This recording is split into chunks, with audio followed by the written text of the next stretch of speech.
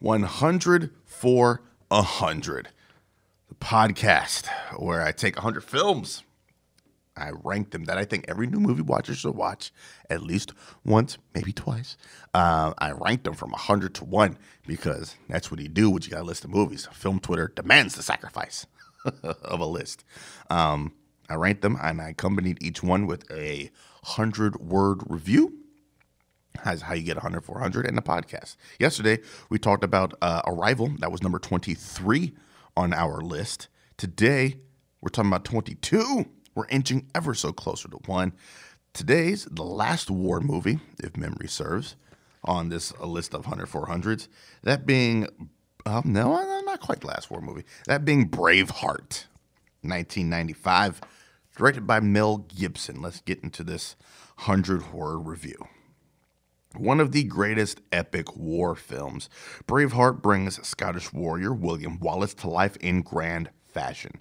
Leading the Scots in the First War of Scottish Independence, Mel Gibson captures the grime, desperation, and anger of Scotland in the late 1200s. Sophie Marceau, Angus McFadden, and Patrick McGoogan turn in stellar performances as well. Although criticized as not hewing to accuracy, the film still works well on its own merits. Expert directing from Gibson, incredible production design, and some of cinema's most brutal battle scenes, combined with James Horner's score to convey the urgency of the need for freedom. I don't even know what to talk about this movie. It's been a while since we've had a good fashioned epic on this list. I don't think we've had one since Gladiator, and that's sitting somewhere in, I don't know, like the 60s or something like that. Oh, notification to water the office plant, and I'm not at work. Yeah, we haven't had a good epic on this list in quite some time, man. And we have this one, and we have another one coming up here in about 3-4 days. That's a tease for you. This movie, man, movie's called an epic not because of the events that happen, although it is. Movies like that are often called epics.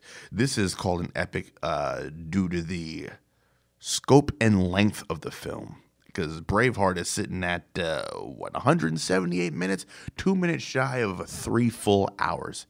And I love movies like this. I've said it before, I'll say it again, I love a good long film.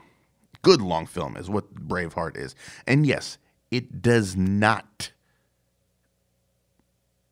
cement itself in full accuracy. For some people, that is very, very important.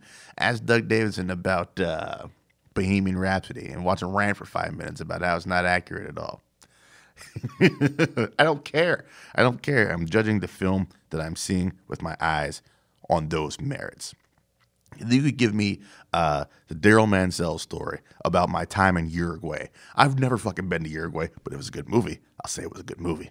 I'll also say if they pay me enough. Look, this movie is, it starts off, nice and fun and lighthearted. You get Mel Gibson and his, relationship with his woman piece there.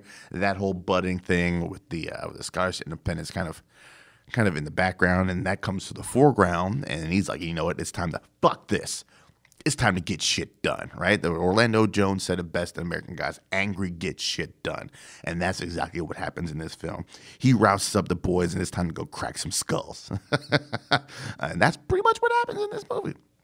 He wreaks havoc until they finally catches up with him. The movies like this, it always catches up with him, doesn't it? Or maybe it's because of this movie that's kind of set that trope of, we'll let you wreak havoc for about an hour and a half, 2 hours, but in the end, you got to get your comeuppance and become that martyr for everybody else. Sophie Marceau, one of her earlier roles, here in the States anyways, French-ass Sophie Marceau, long before she became a Bond villain in a mediocre Bond movie, Electra King.